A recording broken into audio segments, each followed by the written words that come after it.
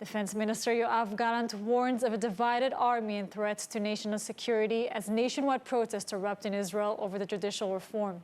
With military reservists vowing to refuse duty if judicial reforms proceed, Gallant calls for unity, urging politicians to keep politics out of the army.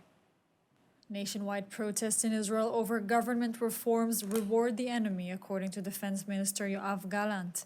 Speaking at an event marking 50 years since the Yom Kippur War, Gallant said calls by military reservists to refuse to show up for duty over the government's plans divides the army and threatens its ranks. He called on politicians and public figures to leave politics out of the army. Told troops at the event, refusal harms the IDF, refusal harms the defense establishment, refusal harms Israel's security.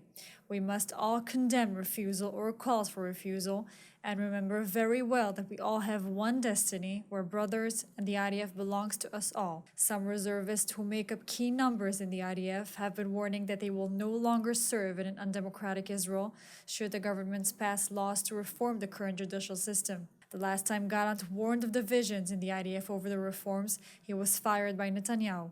That was met by intensified protests which saw legislation suspended until now and for Gallant dismissal to be withdrawn. The defense minister's latest comments follow the passing of the first reading of a bill that eliminates the court's ability to rule on government decisions, leading reservists to threaten to stop serving.